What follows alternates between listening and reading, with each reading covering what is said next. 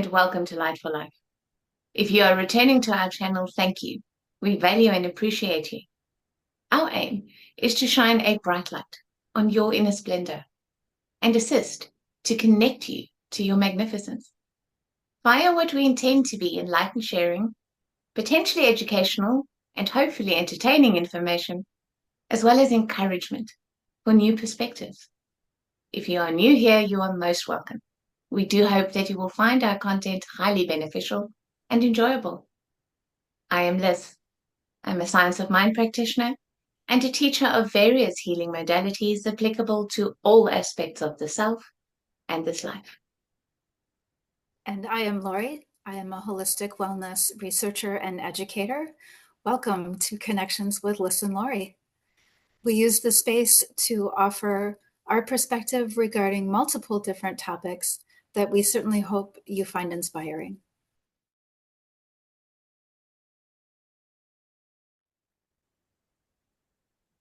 Today, we are going to explore our perspectives regarding freedom. What does freedom mean to us in ourselves, in our lives, in our communities, in our societies, and of course, in life, in a bigger perspective of life and what that entails for the collective. My dear, what are your thoughts regarding freedom? Oh, it's such a huge concept, Lori, and essentially, in my view, it's the reason why we're all here. That's what we came down into this incarnation to experience, is this playing field in which freedom exists. That's what the will is all about. So regardless of the religious construct in particular that you might frame that reference around, essentially what it comes down to me for is that in higher dimensions, everything is peace, everything is love, everything is easy, everything is instant, everything is quantum, everything's happening all at once. Everything is possible. We came out of that realm into this one of chosen limitations, challenges, darkness, and difficulty. Because an aspect of our psyche wanted to know if I was given a choice between darkness and light, would I still choose light or not? Does darkness hold any appeal, after all, that perhaps I'm not aware of? If I had the choice not to do the right thing, would I in fact choose to do the wrong thing and have a blast doing that? And so for me, that's what this playing field of contrast and choices and duality is all about, is our desire conceptually to explore the realm of freedom. And ultimately, when we come back to highest truth, what we've done is we've experienced the freedom of our choices and their usually lousy consequences enough to decide that, yes, in fact, if I was given a choice between light and darkness, now I know I would choose light. And that is the value of this experience. So for me, ultimately, that is what this life is about, is us being here individually and collectively to explore freedom. And then ironically, we imprison ourselves with our own limitations and challenges in which we then can't experience that the freedom we came down here choosing to experience. So go figure. And I was actually following your train of thought there, thinking how many of us even feel safe to explore the possibility of freedom. It's going beyond the birdcage. It's going beyond our restrictions and limitations and indoctrinations and society's beliefs, and really stretching, quote unquote, stretching our necks out there a little bit to explore our innate freedom. It's we can, here in the United States, we can look at, the most free nation in the world, right? Are we really free though? Are we really free? Or have a lot of our freedoms actually been compromised in society? And what does that look like on a soul level for us? Yes, maybe some of our freedoms are being taken away, especially in other countries that are not so free. But do we remain in the cage? Do we continue to explore beyond what society is telling us and develop a deeper understanding of what freedom really means outside of our bodies, outside of our laws, outside of our countries? And do we feel safe enough to explore that expansively? What even is freedom? Yeah, well, I mean, I think we engage most of the time unconsciously in the construction of our own cages. Mm. We create belief systems for the 10,000 reasons why, no, actually, I can't. I can't do this. I can't afford that. I can't go there. I can't be this person. I could never do that. I don't have the time. I'm not intelligent enough, etc., etc., etc. We build up these belief systems that cage our freedom for us.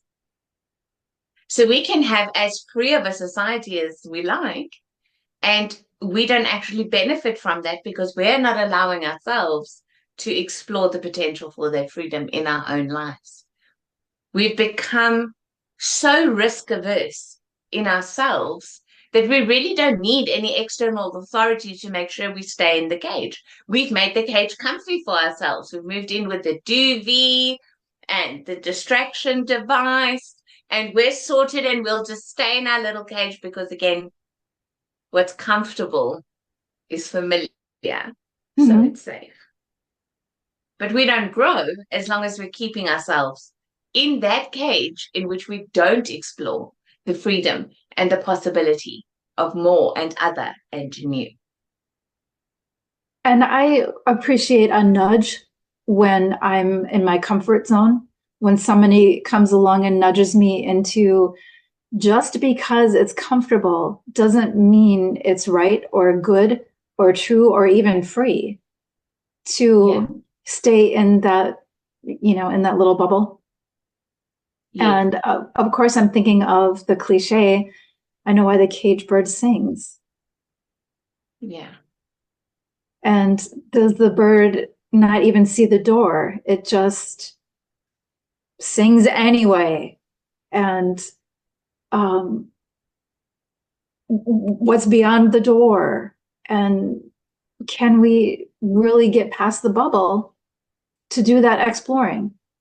I've gone past the bubble. I've done exploring, and it is incredibly expansive. No, I didn't always feel safe because it was beyond that comfort zone. It was beyond my comfort little bubble that I had created. And when you get that nudge, you're given that opportunity, right, to agree or decline, to expand a little bit. I mean, what we're sitting here together doing right now, Laurie, is a perfect example of that. It's like, would we ever have experienced the beauty of the freedom of the relationship that we have with one another if both of us individually hadn't been willing to push past that cage that says, what, me on Phil?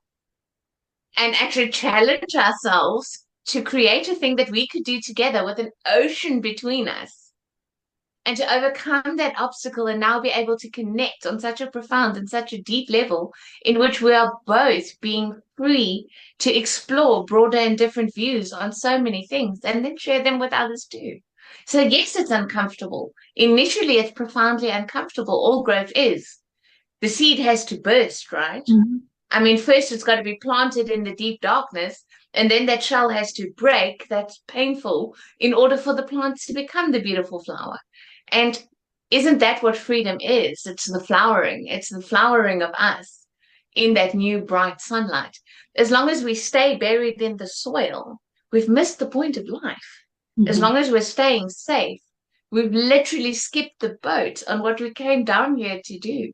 And yes, it's not always going to work out. Sometimes some things are going to be unmitigated disasters, and we have to learn how to be okay with that. Not all of our creations are going to hit the bullseye. I mean, some of them are just going to be like, what was that thinking? Yeah. And it's about being okay to realize that that's part of our growth as well.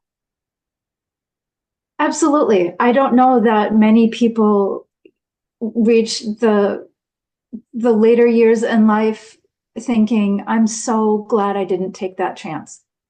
I'm so glad I didn't explore those possibilities. I'm Yeah, so glad I exactly. stayed in my lane and I stayed in my comfort zone. You know, Yeah, a life well lived does include some risk and perhaps yeah, failing forward and perhaps, you know, stumbling and bumbling our way through, but at least we've lived it and at least we've explored it. And yeah. And being, it's about not overcorrecting on a previous mistake. Like, I think we're naturally, when we're younger, more inclined to throw caution to the wind and just yeah, go for it. And how often didn't we bump our heads doing that? And so as we get, on this side of the mountain, like you and I both are, we tend to overcorrect by now being too cautious and not being willing to take a risk at all. And it's like sooner or later, hopefully not much later than 50, you've got to get to the point where you can balance that 20-year-old enthusiasm and walk away from the 45-year-old reticence and fear and reluctance and actually come to that point where you can take that carefully considered and calculated risk, but nonetheless take it while you're feeling petrified to do so. Because that feeling's never going to go away, right? Otherwise, it's not a risk. Where's the growth? If it's just always going to feel like, yeah, no, this is fine to do. oh, right. And wisdom begins with wonder. So how do we grow wise if we're not curious? If we're Yeah, not willing to push beyond the limits, right?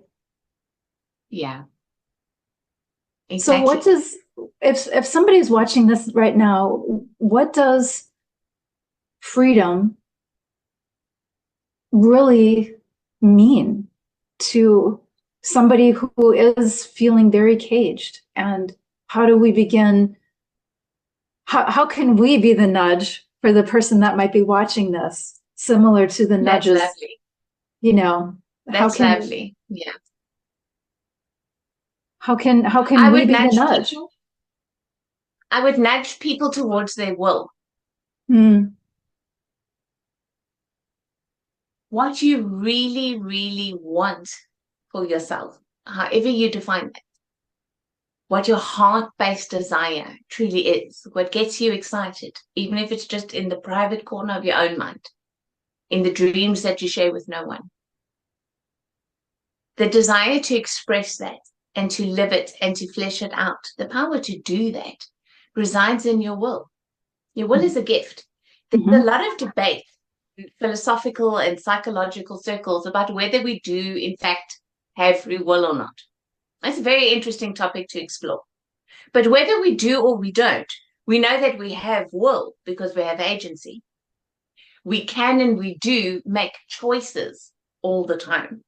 So whether that will is technically free or not, or the subconscious is running the show, or some combination of those two, our agency resides in our will.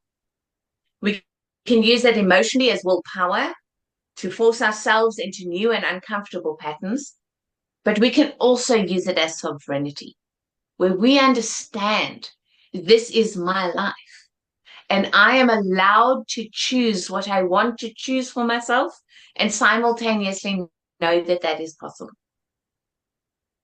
So I would go into the heart of you. Who are you? Admit those dreams and desires to yourself.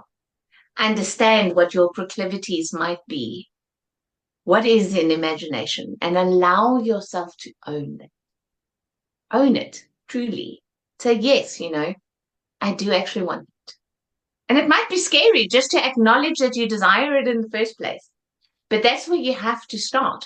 If you're ever going to find the power inherent in the world that says, I choose this for myself. Believe in myself enough to know that it's possible to make this happen. And so now I'm going to find the way. And I'm going to make the way because I can. And I'm not saying that that process isn't going to have a potential Mount Everest in front of it. But if it is your desire, and it's held in your heart and it's your will, guess what? We've learned to climb Everest, haven't we? So challenge yourself to truly look at yourself in honesty and explore what's in your heart. That would be my little nudge. Absolutely. I couldn't agree more. And sometimes it's a matter of looking back to what it was that you really enjoyed, maybe when you were younger, or maybe when you were just getting out of college, or maybe as a young adult, you stumbled on something that you didn't ever really explore, but there was a spark there. There was a little bit of a candle glow somewhere in some of the things that you experienced, and you put them on the back burner, or you put them in a drawer, or they're hiding in a closet somewhere. Pull those back out and explore whether or not that still holds a spark, that still holds some kind of glow that you might want to pursue. It's never too late to revisit those things. Yeah. And another thing that I would say as well is to look back at everything that you have actually done, and try to see how all those individual things that seem so disconnected, what if each of them were in fact a puzzle piece? And what if those pieces did in fact fit together to create a beautiful picture that you haven't allowed yourself to see before? And maybe there's still a piece or two missing, and that's your next step. That's your next adventure. That's your next, freedom travel. I love that, because I actually just did that a couple weeks ago. I looked at my timeline and saw there was a thread that connected all of those pieces. It was really fascinating. I'm so glad that you said that, because it was really fascinating for me to see what seemed like really disjointed pieces throughout my life all had a common theme. And I was like, look at that. So it was, wow, it was really pretty cool. I know, and it was an incredible aha moment for me too when I saw that. It's like I'd been contemplating writing a book for more than 25 years. And I think I potentially have about 10 books in me. And so I spent the best part of 20 years trying to decide, okay, but which one? Which one am I going to write? Right. Where do I start? And how do I write it exactly? Is it fiction? Is it a psychological exploration? Is it a biography? I just didn't know. I knew I had the stories. I've still got the stories inside me, but I didn't have my frame. What's my frame? How do I write this? How do I say what I want to say? And then the day that I sat myself down and I did exactly that, for the first time ever, I saw the same thing. That all these apparently disparate things were actually all just different perspectives on the same thing. That the same theme had run through it all. And the minute I saw that, I had my frame. There you go. The minute I saw that, now I not only know what to say, but I know exactly how to say it and what the frame for it is. And so I've been writing ever since. And so, yes, when you are ready to see what that common thread is, what that story is, what is the puzzle picture, you will. And it'll be so recognizable, you'll be sitting there going, how did I not see this before? I agree. And that's exactly what I said to myself. When I was looking back at all of these pieces, I was like, I literally never saw that all of these years. I never saw that common thread. And it had led me to this final piece that was culminating in my life at that time. And I went, how beautiful and divine life has unfolded in a way. Yes, I had a participation in that. And yes, all of my decisions that went along with the process contributed to me creating that. I had no idea in the moment, though, that all of the things that I said yes to all had a common theme at the time I was saying yes. And yes, exactly. Every single one of those yeses were outside of my comfort zone, way outside of my comfort zone. Every single one of them. So it's really beautiful how it unfolded. And I would definitely encourage somebody to perhaps rewind to understand how to go forward and creating what it is that they are free to create. And like in my case, yours is so beautiful and so positive. It was about stretching and growth and what you said yes to. In my case, the common theme, the picture that was formed, those experiences were all apparently unchosen. The experiences that all had a common theme in my case were all very much linked to suffering, severe suffering in a lot of instances. So it wasn't decisions that I experienced myself as making. It was things that deliberately were a part of my life experience because there was actually a greater goal in mind. And that's what at the time I couldn't see.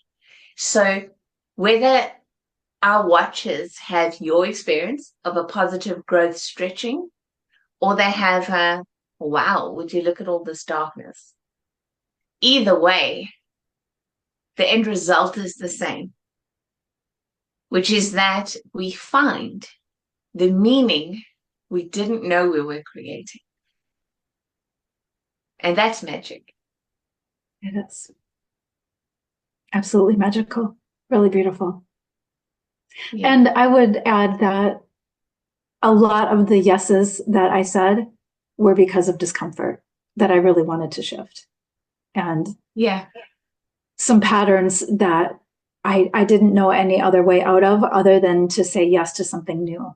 So I can really relate to hurdles that are quite uncomfortable, but also have profound meaning. Definitely. Yeah, well, none of us will grow without those inbuilt limitations, because if you think about yourself as an energetic and a quantum being of all this power, what possible fun could you have? And I've heard a lot of different people say it in different ways, but essentially it just gets boring because there's no inbuilt challenge. When everything is so easy and you could do anything, eventually what are you going to do? You're going to have nothing left to do.